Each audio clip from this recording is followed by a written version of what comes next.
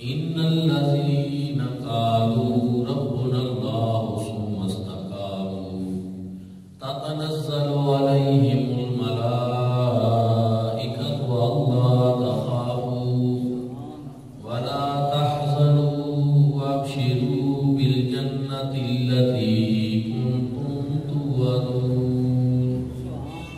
نحن أولياؤكم في الحياة الدنيا وفي الآخرة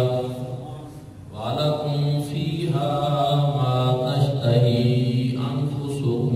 ولكم فيها ما تدعون نزلا من غفور رحيم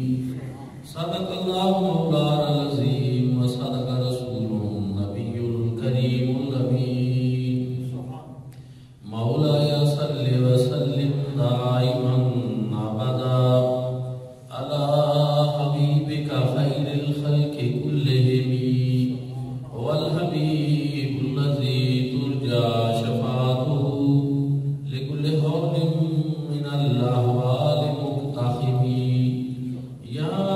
أكرم الخلق ما لي من نلوذ به سواك إنه للحادث الأمم نہایت ہی واجب الاحترام میرے بزرگوں دوستوں اور بھائیوں، میں نے آپ حضرات کے سامنے قرآن مجید فرقان حمید کی جو آیات بینات تلاوت کی ہیں، اس میں اللہ رب العزت کی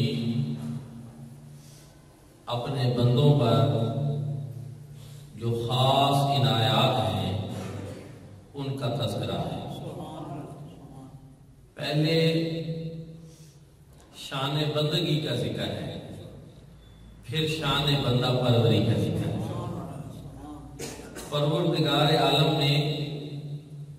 قرآن مجید فرقان حمید کی ان آیات میں مومنین، صادقین، متقین اور اپنے محبین کی صفات بیان فرمائی، ان کی عظمت و شان بیان فرمائی اور ارشاد فرمایا کہ ان الذین قالوا ربنا اللہ، کہ بے شک وہ لوگ جو یہ کہتے ہیں کہ ہمارا رب اللہ ہے، ثم استقاموا، پھر اس پر ڈٹ جاتے ہیں، استقامت اختیار کرتے ہیں، تتنزل علیہم الملائکۃ، ان پر فرشتوں کا نزول ہوتا ہے، ان پر فرشتے نازل ہوتے ہیں اور وہ کہتے ہیں اللہ تخافوا ولا تحزنوا، نہ کوئی آخرت کا خوف کرو اور نہ کوئی دنیا کا غم کرو، وابشروا بالجنۃ التی کنتم توعدون، اور تمہیں خوشخبری سنائی جاتی ہے اس جنت کی جس کا تم سے وعدہ کیا گیا، وَلَكُمْ فِيهَا مَا تَشْتَهِي أَنفُسُكُمْ، اور فرمایا وہ جنت وہ ہے کہ اس میں ہر وہ چیز موجود ہے جس کی تم خواہش کرتے ہو، اور وَلَكُمْ فِيهَا مَا تَدَّعُونَ، اور فرمایا اس میں ہر وہ چیز موجود ہے جس کا تم مطالبہ کرو گے اور جو مانگو گے، ہر وہ چیز تمہیں ملے گی۔ اور پھر ارشاد فرمایا نزلا من غفور الرحیم، کہ یہ میزبانی ہے سب سے زیادہ مغفرت فرمانے والے اور رحم فرمانے والے کی طرف سے۔ حضرات ذکر انہی آیات بینات پہ غور کرتے ہیں کہ پہلے بات استقامت کی ہے کہ انسان یہ کہے کہ میرا رب اللہ ہے اور پھر اس پر استقامت اختیار ہے۔ اس کو سمجھنا بڑا ضروری ہے کہ استقامت کس چیز کا نام ہے جو یہاں بیان کی جا رہی ہے۔ تو حضور نبی کریم صلی اللہ علیہ وآلہ وسلم نے ایک شخص کو یہ ارشاد فرمایا استقامت کے حوالے سے۔ اس نے عرض کی کہ یا رسول اللہ مجھے کوئی ایسا عمل بتائیے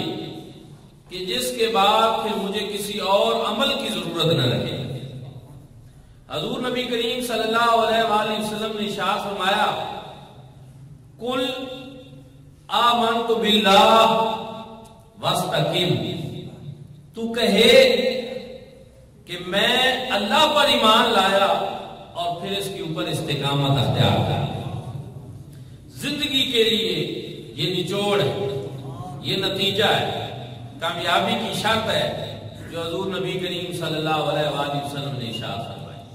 استقامت اختیار کرو، کہو کہ ہمارا رب اللہ ہے۔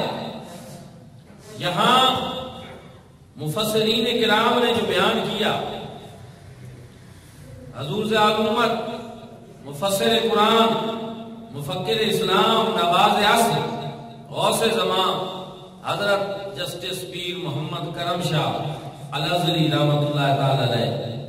آپ تفسیر ضیاء القرآن میں فرماتے ہیں کہ یہاں ان الذین قالوا ربنا اللہ، کہ یہاں اس سے مراد یہ ہے کہ ہمارا رب اللہ ہے، یہ کہنا کہ یہ صرف زبان سے کہنا نہ ہو، بلکہ اس کے قول و فعل سے اس بات کا پتہ چلے کہ اس کا رب اللہ ہے، اور اس کے جذبات اور احساسات سے پتہ چلے کہ اس کا رب اللہ ہے، اور اس کی خلوتوں اور جلوتوں سے یہ بات پتہ چلے کہ اس کا رب اللہ ہے۔ اللہ اکبر، سبحان اللہ۔ اس کی زندگی کے معمولات شب و روز اس طرح گزرے کہ دیکھنے والوں کو معلوم ہو کہ یہ اللہ کا بندہ ہے اور اس کا اللہ کی ذات کے اوپر یقین ہے، اور یہ وہ ہے جو کہتا ہے کہ رب اللہ، ہمارا رب اللہ ہے۔ وہ میں ایک شخص کی بات کہیں میں نے سنی اور اس نے بڑی خوبصورت بات کی کہ میں ایک بزرگ کے پاس گیا، اور جو گیا اس کا نام تھا محمد حسین ہرکارے۔ وہ ایک بزرگ کے پاس گیا اور اس نے کہا حضور کوئی دنیا کی سمجھ نہیں آ رہی، یہ کیا ہو رہا ہے، فساد ہی فساد ہے، فتنے ہی فتنے ہیں، مسئلے ہی مسئلے اور جھگڑے ہی جھگڑے ہیں، کوئی سمجھ نہیں آ رہی کہ یہ ترتیب دنیا کی بے ڈھنگی کیوں ہو گئی ہے، یہ دنیا کا نظم و ضبط خراب کیوں ہو رہا ہے، مسائل کیا ہیں۔ تو انہوں نے کہا محمد حسین ہرکارے، اس نے آگے سے کہا جی سرکارے، انہوں نے کہا جہاں مولا نہیں ہوتا وہاں رولا ہوتا، جہاں مولا نہیں ہوتا وہیں رولا ہوتا ہے۔ اور یہ حقیقت ہے کہ اگر ہمیں یہ احساس ہو جائے کہ ہم اللہ کے بندے ہیں اور ہمارے اوپر رب تعالیٰ کی ذات موجود ہے جو ہمیں ہر حال میں دیکھ رہی ہے اور ہمارا ہر عمل رب کے ہاں ظاہر ہے، کوئی بات مخفی اور پوشیدہ نہیں ہے، تو مجھے بتائیں کہ رب تعالیٰ کی ذات کی موجودگی کا یہ تصور پھر انسان کو گناہ کی طرف جانے دے گا؟ یہ جو کچھ ہو رہا ہے اس وجہ سے کہ آج زبانی طور پر کہہ دیا جاتا ہے کہ ربنا اللہ، لیکن عمل میں، اعتقاد میں، معاملات میں، ساری چیزوں میں ہم یہ بھلا دیتے ہیں۔ تو اس لیے ایک تو یہ کہ وہ کہے ہمارا رب اللہ ہے، اور عقیدے اور ایمان اور توکل اور یقین کی کیفیت سے مالا مال ہو کر یہ کہے، اور پھر کیا کرے، پھر اس پر استقامت اختیار کرے، ڈٹ جائے، ہر طرح کے حالات میں، ہر طرح کی مشکلات میں وہ اپنی اس بات پہ پکا ہو جائے کہ میرا رب اللہ ہے۔ ثم استقاموا، حضور نبی کریم صلی اللہ علیہ وآلہ وسلم نے بھی یہی چیز بیان فرمائی۔ حضرت سیدنا صدیق اکبر رضی اللہ تعالیٰ عنہ نے لوگوں سے پوچھا کہ اس آیت کریمہ میں جو اللہ پاک نے ارشاد فرمایا ہے کہ ثم استقاموا، کہ پہلے کہے کہ ہمارا رب اللہ ہے، پھر اس پر استقامت اختیار کرے۔ یہاں استقامت سے کیا مراد ہے؟ لوگوں نے کہا حضور والا اس سے مراد یہ ہے کہ انسان گناہ نہ کرے۔ آپ نے فرمایا آپ لوگوں نے معاملے کو مشکل بنا دیا۔ اس سے یہ نہیں مراد آپ لوگوں نے معاملے کو مشکل بنا دیا، بلکہ اس سے مراد یہ ہے کہ انسان جب یہ کہہ دے کہ رب اللہ، ہمارا رب اللہ ہے، تو پھر اس کے بعد کسی بت کی پوجا نہ کرے، اس کے ساتھ کسی کو شریک نہ ٹھہرائے۔ اس سے یہ مراد ہے کہ کلمہ طیبہ زندگی میں پڑا ہے تو پھر ساری زندگی کسی اور کو خدا نہ بنا لے، کسی اور کو معبود نہ بنائے، کسی اور کو جو ہے وہ اس کی عبادت نہ کرے، پھر ساری زندگی وہ اللہ رب العزت کے ہاں جھکتا رہے اور اپنے خالق اور مالک کے ساتھ کسی کو شریک نہ ٹھہرائے۔ یہ استقامت کی جو ہے تعریف یہ حضرت سیدنا صدیق اکبر رضی اللہ تعالیٰ عنہ نے ارشاد فرمائی، اور حضور صلی اللہ علیہ وسلم نے اس کو ضیاء القرآن شریف میں بیان کیا۔ پھر آپ نے چاروں خلفاء کی بیان کی۔ حضرت سیدنا فاروق اعظم رضی اللہ تعالیٰ عنہ آپ نے ارشاد فرمایا کہ استقامت سے مراد یہ ہے کہ انسان اللہ رب العزت کی اطاعت بجا لائے، رب کے احکامات کو تسلیم کرے اور لومڑی کی طرح ہیلا سازیوں سے اور چلاکیوں سے باز رہے رب تعالیٰ کی ذات کے معاملے میں۔ تو یہ چیز جو ہے یہ اللہ رب العزت کو مقصود ہے، اور یہاں استقامت سے یہ مراد ہے۔ ویسے ایک واقعہ ہے، میں صرف سمجھانے کے لیے، کہ ایک شخص تھا اور وہ دریا میں ڈوبنے لگا، تو اس نے منت مان لی کہ یا اللہ اگر آج میں کنارے لگ جاتا ہوں تو میں باہر نکلتے ہی چاولوں کی ایک دیگ جو ہے وہ صدقہ کرتا ہوں۔ اس نے یہ نیت کی اور پانی کی ایک لہر آئی اور اس کو کنارے کے اس نے قریب کرنا شروع کر دیا۔ تو جب وہ اس جگہ پہ پہنچا جہاں وہ یہ سمجھتا تھا کہ اب یہاں سے میں آگے نکل جاؤں گا، تو اس نے پھر سوچا نکل تو اب میں ویسے رہا ہوں، کون سے یہ چاولوں کی دیگ اور کیا معاملہ۔ اس کی نیت میں فطور آ گیا اور وہ یہ سوچ رہا تھا کہ اب ایسا کرنے کی کوئی ضرورت ہی نہیں ہے، کہ پھر پانی کی ایک لہر آئی اور اس نے پھر اس کو واپس دریا میں دھکیل دیا۔ اب وہ آگے سے کہہ رہا ہے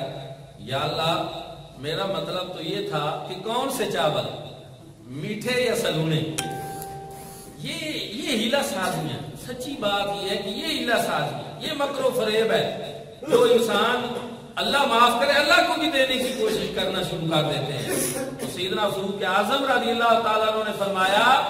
کہ یہاں استقامت سے یہ مراد ہے کہ انسان لومڑی کی طرح ہیلا بازیوں سے محفوظ رہے، ہیلا سازیاں نہ کرتا رہے، رب تعالیٰ کے ساتھ جو ہے وہ معاملات انسان کے کھرے اور سچے اور پکے ہونے چاہیے۔ حضرت سیدنا عثمان غنی رضی اللہ تعالیٰ عنہ نے استقامت کی تعریف یہ بیان فرمائی کہ اخلص العمل، فرمائے اس کے عبادت کے اندر اخلاص ہو، ریاکاری نہ ہو، دکھاوا نہ ہو۔ یہ چیز جو ہے یہ استقامت ہے کہ جو کام کرے رب کی رضا کے لیے کرے، لوگوں کے دکھاوے کے لیے نہ کرے اور خلوص دل سے کرے، پوری طرح کرے۔ اس چیز کو جو ہے وہ کہا جاتا ہے کہ یہ چیز جو ہے یہ استقامت ہے۔ حضرت مولا علی کرم اللہ وجہ آپ نے بھی استقامت کے حوالے سے جو ارشاد فرمایا کہ انسان فرائض کی ادائیگی جو ہے وہ استقامت کے ساتھ بجا لائے، جو اس کے فرائض ہیں ان کی ادائیگی استقامت کے ساتھ بجا لائے، اس چیز کو استقامت کہتے ہیں۔ تو یہ چیز کیا ہے؟ اس کا تعلق انسان کی شان بندگی سے ہے۔ انسان کا جو رویہ ہونا چاہیے رب کے ہاں جو قابل قبول ہے، یہ وہ بات ہے کہ رب تعالیٰ شان بیان کر رہا ہے اپنے ان بندوں کی کہ ان الذین قالوا ربنا اللہ، بے شک وہ لوگ جنہوں نے یہ کہا کہ ہمارا رب اللہ ہے، ثم استقاموا، پھر اس کے اوپر استقامت بھی اختیار کر۔ اب کیا ہوا کہ یہ بندے کی طرف سے ہوا، یہ عمل بندے کا تھا، اس نے رب تعالیٰ کو دل و جان مانا اور فکر و عمل میں، سوچ میں، اپنے ہر عمل میں اس بات کو ملحوظ خاطر رکھا کہ ہمارا رب اللہ ہے، پھر اس پر استقامت اختیار کی، تو میرے بھائی اور دوستو کیا ہوا؟ رب تعالیٰ کی طرف سے انعام، شان بندہ نوازی، فرمایا تتنزل علیہم الملائکہ، تو ان کے اوپر فرشتے نازل ہوتے ہیں۔ محدثین نے اس کی بہت ساری تفاصیر بیان کی۔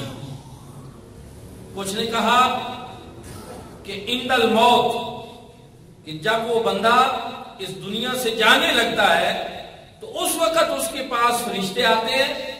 اور وہ اس کو یہ خوشخبریاں سناتے ہیں کہ اللہ تخافوا ولا تحزنوا وابشروا بالجنۃ التي كنتم توعدون، کہ جب مرنے لگتا ہے اس وقت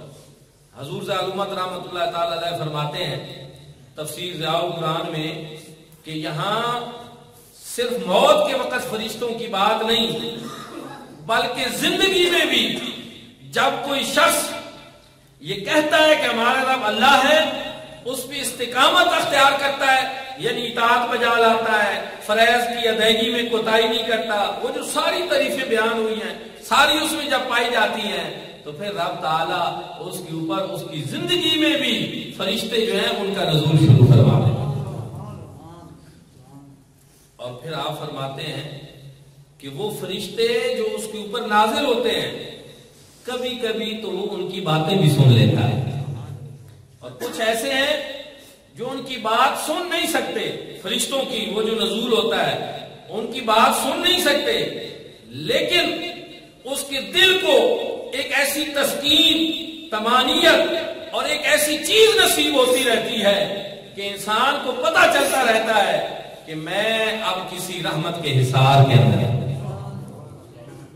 ایک سکون، ایک اطمینان، ایک یہ کیفیت یہ اس وجہ سے ہوتی ہے کہ اس کی زندگی میں پھر فرشتے اس کے اوپر نازل ہوتے ہیں اور اس کے ساتھ چلتے ہیں اور وہ اس کی مدد کرتے ہیں، اور ان کی وجہ سے دل کے اندر جو ہے وہ ایسا سکون محسوس کرتا ہے۔ اور یہی وجہ حضور ذوالامت نے یہاں ایک بہت بڑے مفسر دنیا اسلام میں جن کا نام ہے علامہ محمود علوسی رحمۃ اللہ تعالی علیہ کی تفسیر روح المعانی کا جو ہے حوالہ دے تو ارشاد فرمایا کہ علامہ علوسی فرماتے ہیں کہ تتنزل علیہم الملائکہ سے مراد یہ ہے کہ فرشتے اس دنیا میں اس کے اوپر نازل ہوتے ہیں، اس کے سینے کے اندر جو تنگی ہے وہ دور ہو جاتی ہے، انشراح صدر ہو جاتا ہے اور دل کو ایک سکون اور اطمینان ملتا ہے۔ اور پھر انہوں نے ایک اور دلیل بھی ذکر کی، انہوں نے کہا جو کفار ہیں یا جو بے ایمان لوگ ہیں ان کو شیطان بھی ان کی مدد کرتے رہتے ہیں، شیطان ان کی مدد کرتے رہتے ہیں غلط کاموں کی طرف، غلط چیزوں کی طرف، اور وہ ان کو اکساتے ہیں اور وہ ان سے مدد حاصل کرتے ہیں، لیکن جو اللہ والے ہیں اور جن کو استقامت نصیب ہو جاتی ہے ان کی مدد اللہ کے فرشتے فرماتے رہتے ہیں، نیکی کی طرف، تقوی کی طرف، خیر کی طرف اور بھلائی کی طرف فرشتے اس دنیا میں ان پر نازل بھی ہوتے ہیں اور ان کی مدد بھی کرواتے ہیں۔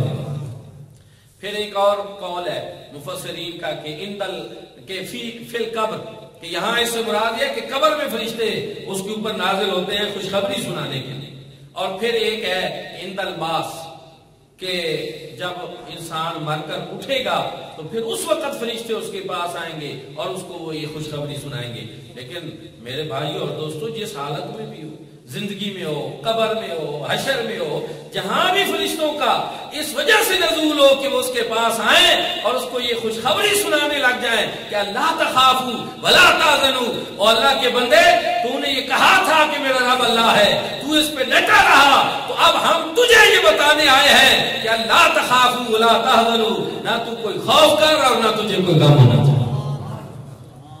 مفسرین اکرام نے بیان کیا کہ اللہ تخافوا سے مراد مستقبل کا خوف ہے، اور تحزنوا، اللہ تحزنوا سے مراد کیا ہے؟ دنیا کے اندر جو معاملات ہیں ان کا غم اور خوف ہے کہ انسان کو یہ فکر لگی رہتی ہے کہ میں مر جاؤں گا تو میرے پیچھے میری اولاد کا کیا بنے گا، میرے معاملات کیسے چلیں گے، اور یہ دنیا کے سارے سلسلے کیسے چلیں گے۔ تو فرشتے اس کو بتاتے ہیں اللہ کے بندے تو پہنچ جا اللہ کے ہاں، ان باتوں کی طرف توجہ نہ دے، تو اللہ والا ہے، تو تو اس دنیا سے جائے گا تو تیرے یہ تمام معاملات اللہ کے سپرد ہو جائیں گے، یہ اللہ کے سپرد ہو جائیں گے۔ اور یہی وجہ ہے کہ میں نے ایک دفعہ پڑھا تھا حضرت عمر بن عبدالعزیز کے بارے میں رحمت اللہ تعالی علیہ، کہ انہوں نے اپنی ساری مال و دولت، خلیفۃ المسلمین تھے اور ان کے دور کو خلافت راشدہ کے دور کی طرح کا کہا جاتا ہے۔ وہ جب فوت ہونے لگے نا تو انہوں نے اپنا سارا مال و اسباب جو ہے نا وہ اللہ کے راہ پہ خرچ کر دی، پیچھے کچھ نہیں چھوڑا۔ کچھ اور خلیفے جو تھے انہوں نے بہت سارا مال بھی چھوڑا، تو پھر دنیا نے دیکھا کہ اس کی بیوی نے اس سے پوچھا تھا کہ آپ نے کیا کیا، بیٹوں کے لیے کچھ نہیں چھوڑا، خلیفۃ المسلمین امیر المومنین تھے، چھوڑ کر جاتے کچھ۔ اس نے کہا بات سن، جو مجھ سے پہلے خلیفے چھوڑ کر گئے ہیں نا ان کے حالات بھی ہمیں معلوم ہے، یہ وقت بتائے گا کہ میرا فیصلہ ٹھیک ہے یا نہیں۔ پھر روایت بیان کرنے والا بیان کرتا ہے کہ چشم فلک نے وہ منظر دیکھا کہ جب عمر بن عبدالعزیز کے اولاد کے ہاں وہ پہلے خلیفے جو لاکھوں کروڑوں مال و دولت چھوڑ کر جاتے تھے وہ ان کے پاس مانگتے ہوئے پائے گئے، جس نے اپنے پیچھے کچھ نہیں چھوڑا، رب کے نام پہ سب کچھ کر دیا۔ اس کی اولاد کے ہاں ان لوگوں کو آتے دیکھا گیا، مانگتے ہوئے دیکھا گیا جو اپنی اولاد کے لیے بہت کچھ چھوڑ کر گئے تھے۔ تو یہ وہ چیز ہے کہ جو اللہ والا ہو جاتا ہے اور جو یہ کہتا ہے کہ میرا رب اللہ ہے اور پھر اس کے اوپر استقامت اختیار کرتا ہے، تو اس کو یہ فرشتے آ کر بتاتے ہیں کہ نہ تو اس دنیا کا کوئی غم کر اور نہ تو کوئی آخرت کا خوف کر، تیری دنیا بھی بہتر کر دی گئی ہے، تیری آخرت بھی بہتر کر دی گئی۔ اور یہ میں آپ کو کوئی کسی قصہ کہانی والی کتاب جو ہے اس کی بات کو نہیں کر رہا، یہ میں اللہ پاک کے قرآن پاک کی بات کر رہا ہوں۔ لیکن یہ ہے انعام دیکھیں، رب کے وعدے دیکھیں اور پھر ہم اپنے عمل کی طرف بھی غور کریں۔ اگر ہم بھی ان میں سے اللہ پاک ہمیں بنا دے تو یہ کتنی بڑی سعادت عظمیٰ ہے انسان کے لیے، انسان ان لوگوں میں سے ہو جائے جس کو فرشتے آ کر کہیں کہ نہ کوئی خوف غرق اور نہ کوئی غم، اللہ تخافوا ولا تحزنوا وابشروا بالجنۃ التي كنتم توعدون، اور تجھے بشارت دی جاتی ہے اس جنت کی جس کا تم سے وعدہ کیا گیا، وَلَكُمْ فِيهَا مَا تَشْتَهِي أَنفُسُكُمْ، اور رب تعالیٰ فرمایا نَحْنُ أَوْلِيَاؤُكُمْ فِي الْحَيَاةِ الدُّنْيَا، فرمایا ہم دنیا آخرت میں اس کے دوست بن جاتے ہیں۔ کمال ہے، رب فرما رہا ہے کہ وہ جس نے کہا ہمارا رب اللہ ہے اس میں استقامت اختیار کی، رب تعالیٰ ارشاد فرما رہے ہیں کہ نحن اولیاؤکم فی الحیات الدنیا، ہم دنیا آخرت میں اس کے دوست بن جاتے ہیں۔ اور پھر فرمایا وَلَكُمْ فِيهَا مَا تَشْتَهِي أَنفُسُكُمْ وَلَكُمْ فِيهَا مَا تَدَّعُونَ، فرمایا جنت اس کی خوشخبری سنائی جاتی ہے کہ جس کے اندر جو ہے وہ سب کچھ موجود ہے جس کی انسان خواہش کرے گا، اور فرمایا ہر وہ چیز ملے گی جس کا وہ مطالبہ کرے گا۔ اور پھر ارشاد میں نزلم من غفور الرحیم،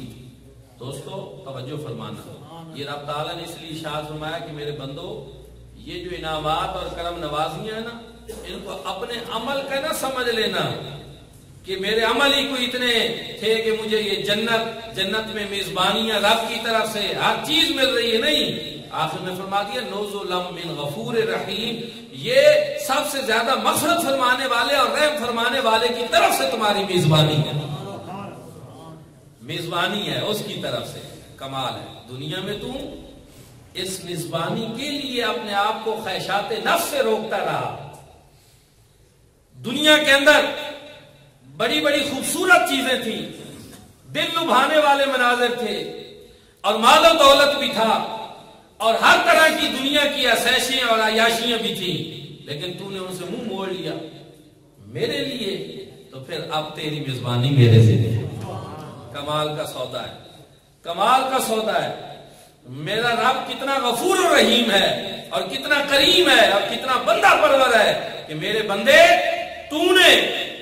میرے لیے اپنے آپ کو ان علائشوں سے روکے رکھا، اب تو میرا مہمان ہے اور میں تیرا میزبان۔ ہر کوئی اپنے اوقات کے مطابق میزبانی کرتا ہے، تو جو رب کا مہمان بنے گا پھر رب تعالیٰ اس کی مہمان نوازی فرمائیں گے، میزبانی فرمائیں گے۔ تو میرے بھائی اور دوستو یہی چیز، ان الذین قالوا ربنا اللہ، وہ لوگ کہ جنہوں نے کہا کہ ہمارا رب اللہ ہے، ثم استقاموا، پھر اس پر استقامت اختیار کی، فرمایا اللہ تخافوا ولا تحزنوا، نہ ان میں کوئی خوف ہوگا اور نہ کوئی غم ہوگا، وابشروا بالجنۃ التی کنتم توعدون، فرمایا پھر جو ہے اس کو جنتوں کی بشارت دی جاتی ہے جن کو ان سے وعدہ کیا گیا، نحن اولیاؤکم فی الحیات الدنیا وفی الآخرہ، فرمایا دنیا میں بھی ہم اس کے دوست بن جاتے ہیں اور آخرت میں بھی اس کے دوست، وَلَكُمْ فِيهَا مَا تَشْتَهِي أَنفُسُكُمْ وَلَكُمْ فِيهَا مَا تَدَّعُونَ، اور اس کے اندر ہر وہ چیز ہے جس کی وہ خواہش بھی کریں گے اور جس کا وہ مطالبہ بھی کریں گے، وہ ان کو دے دیے جائیں گے۔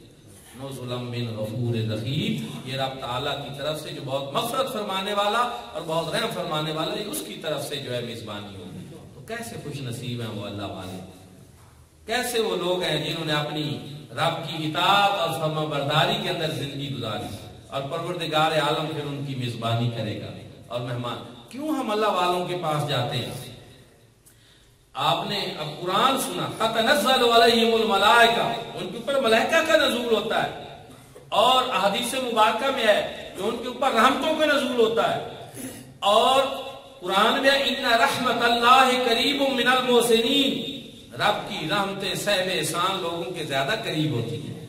تو جہاں اس طرح رحمتوں کا نزول ہو رہا ہو وہاں جانا، تو انسان کا جو خالی دامن ہے وہ بھی رحمتوں سے مالا مال ہو جائے۔